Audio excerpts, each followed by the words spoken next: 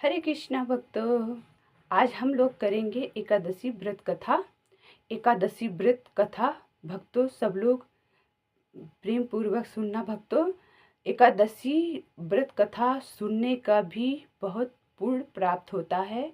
जो एकादशी व्रत रखता है और एकादशी व्रत कथा को सुनता है उसे श्री कृष्ण की कृपा प्राप्त होकर श्री कृष्ण की प्रेमा भक्ति मिलती है। इसलिए भक्तों हमें एकादशी व्रत रहना चाहिए और इसके बाद जो है हमें एकादशी के दिन ज़्यादा से ज़्यादा हरि नाम का जप करना चाहिए, भक्तों का संग करना चाहिए, श्रवण कीर्तन भजन जितना हो सके हमें उतना हरि में हमें अपना जीवन अपना समय व्यतीत करना चाहिए। तो भक्तों एक बार कथा सुनने से पहले एक बार हम लोग बोल लेते हैं हरे कृष्ण कृष्ण कृष्ण हरे हरे, हरे राम राम राम हरे हरे। तो कथा कुछ इस प्रकार है भक्तों, आइए हम लोग सुनते हैं। युधिष्ठिर ने पूछा, भगवान आषाढ़ के शुक्ल पक्ष में कौन सी एकादशी होती है, उसका नाम और पूजा विधि क्या है, कृपा मुझे बतलाने का कष्ट करें। भगवान श्री कृष्ण बोले, हे राजन, आषाढ़ शुक्ल पक्ष एकादशी के नाम सैनी है। मैं उसका वर्णन करता हूँ। वह महान पुण्यमयी और स्वर्ग प्रदान करने वाली है, सभी पापों को हरने वाली तथा वह उत्तम व्रत है।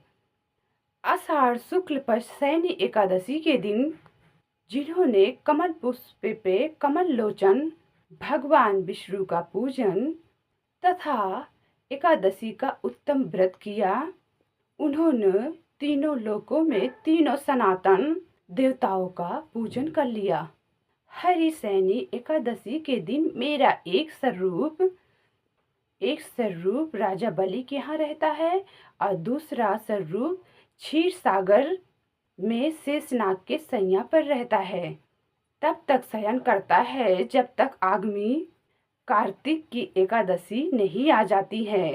अतः आषाढ़ शुक्ल पक्ष की एकादशी, आषाढ़ पक्ष के शुक्ल एकादशी से लेकर कार्तिक एकादशी का धर्म का आचरण करना चाहिए। जो भी मनुष्य इस व्रत का अनुष्ठान करता है वह परम गति को प्राप्त होता है। इसी कारण यत्न पूर्वक इस एकादशी का व्रत करना चाहिए। एकादशी के रात में जागरण करके शंख चक्र और गदा धारण करने वाले भगवान विष्णु की भक्ति पूर्वक प्रेम पूर्वक श्रद्धा पूर्वक हमें पूजा करनी चाहिए। ऐसे करने वाले मनुष्य पुण्य की गणना करने में चतुर्मुख ब्रह्मा जी भी असमर्थ हैं। राजन, जो इस प्रकार भोग और मोक्ष प्रदान करने वाले सर्व पापाहारी इस उत्तम व्रत का पालन करता है, वह जाति का चंडाल होने पर भी इस संसार में सदा मेरे प्रिय रहने वाला है। जो मनुष्य दीपदान और प्लस के पत्ते भोजन और व्रत करते हुए चौमासा व्यतीत करते हैं वो भक्त मेरे प्रिय होते हैं। चौमासे यानी चतुर्मास में भगवान विष्णु सोए रहते हैं, इसलिए मनुष्य को भूमि पर शयन करना चाहिए। सावन में साग, भादों में दही, कावड़ में दूध और कार्तिक में दाल का त्याग करना चाहिए। जो चौमासे के ब्रह्मचर्य का पालन करता है वह परम गति को प्राप्त होता है। हे राजन, एकादशी व्रत के पालन से मनुष्य सभी पापों से मुक्त हो जाता है। अतः सभी मनुष्य को सभी एकादशी व्रत का पालन करना चाहिए और व्रत करना चाहिए। हमें कभी नहीं भूलना चाहिए। सहनी एकादशी और बोधनी एकादशी के बीच जो कृष्ण पक्ष में एकादशी होती है वह गृहस्थ को व्रत रखने के योग्य है। अन्य मासों में कृष्ण पक्षी एकादशी गृहस्थ को रखने की योग्य नहीं होती है और शुक्ल पक्ष की सभी एकादशी करनी चाहिए। इसीलिए भक्तों हमें सभी एकादशी व्रत का पालन करना चाहिए और हमें एकादशी व्रत रहना चाहिए। भक्तों ये मनुष्य तन बहुत दुर्बल से मिला हुआ है, इसको हमें गंवाना नहीं चाहिए। ज़्यादा से ज़्यादा हमें हरि नाम का जप करना चाहिए, भक्तों का संग करना चाहिए और श्रवण करना चाहिए।